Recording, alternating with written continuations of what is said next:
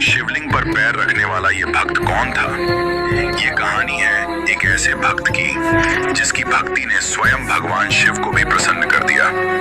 ये कहानी है आंध्र प्रदेश के श्री कालहस्ती की, जहां एक साधारण शिकारी तिन्ना अपनी अनोखी भक्ति से भगवान शिव का प्रिय भक्त बन गया। तिन्ना एक भोले भाले शिकारी थे। उन्हें शास्त्रों का कोई ज्ञान नहीं था, लेकिन उनका हृदय निष्कलंक और सच्ची श्रद्धा से भरा हुआ था। लेकिन एक दिन जंगल में तिन्ना की नजर एक शिवलिंग पर पड़ी।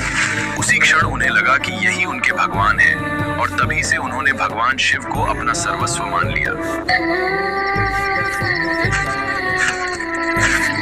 अब वो हर दिन शिकार से लौटने के बाद रात के गहरे अंधेरे में अपने भोलेनाथ की सेवा करने आते थे। तिन्ना की भक्ति सबसे अलग थी। वे स्वर्णामुखी नदी से मुंह में पानी भरकर लाते, शिवलिंग का अभिषेक करते और फिर अपने शिकार का सबसे उत्तम भाग भगवान शिव को प्रेम से अर्पित कर देते। सुबह जब मंदिर के पुजारी आए तो उन्होंने शिवलिंग के पास मांस के टुकड़े और जूठन देखी। ये दृश्य देखकर उनका हृदय दुख से भर गया और वे हर दिन मंदिर को श्रद्धा से साफ करने लगे। दुखी होकर पुजारी ने भगवान शिव से प्रार्थना की, प्रभु, आपकी पूजा को इस तरह अपवित्र करने वाला कौन है? कृपया मुझे सत्य का दर्शन कराइए।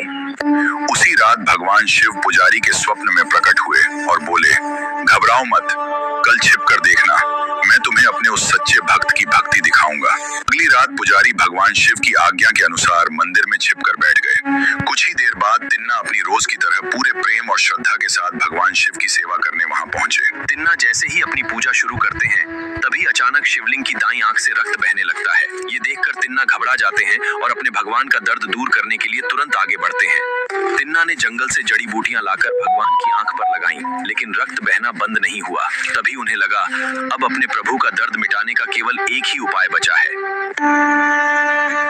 आखिर उन्होंने बिना किसी संकोच के अपनी एक आंख भगवान को अर्पित कर दी। लेकिन तभी शिवलिंग की दूसरी आंख से भी रक्त बहने लगा।